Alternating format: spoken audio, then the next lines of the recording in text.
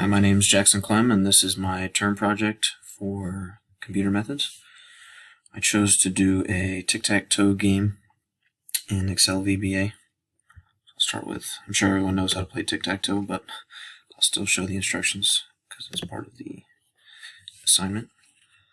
And so the reset button in the game, you'll see, clears the current game board but keeps the score, and the start new game clears the score and the current game board, so it wipes the whole game clean. And then the rules are self-explanatory. So I go back over here and I made a command button to launch the user form that I made the tic-tac-toe game in. So when you click it, this comes up. So you have player X and player O. And how that works is just like a normal tic-tac-toe game. First person selects their square, and then next goes next, next. And when you have a winner, a message box pops up telling who won, and then when you close that, the score will go up for the player who won. And then to continue playing with the same score, you reset the board and then play again, and then you'll see the score goes up for player O. And you reset again, and then as you see, when you hit start new game, it clears the score, so you're back to the start. And that's about it for the game, so I'll show the code now.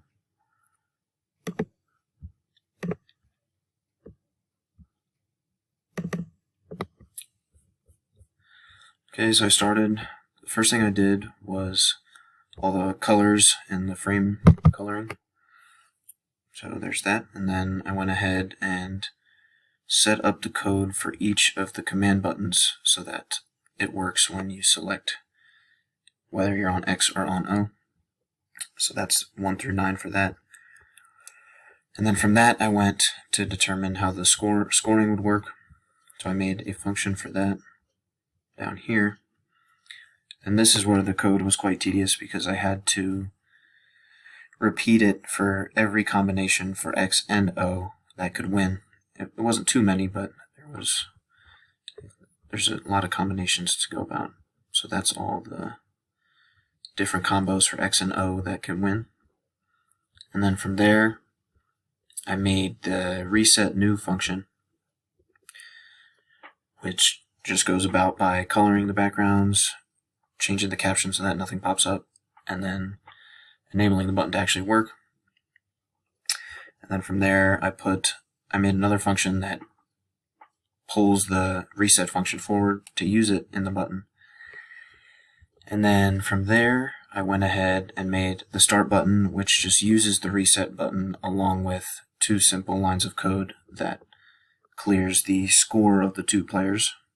And then from there, I went ahead and so to get it all to work at the end, I had to dim the checker as Boolean, which allows all the true and false statements to work.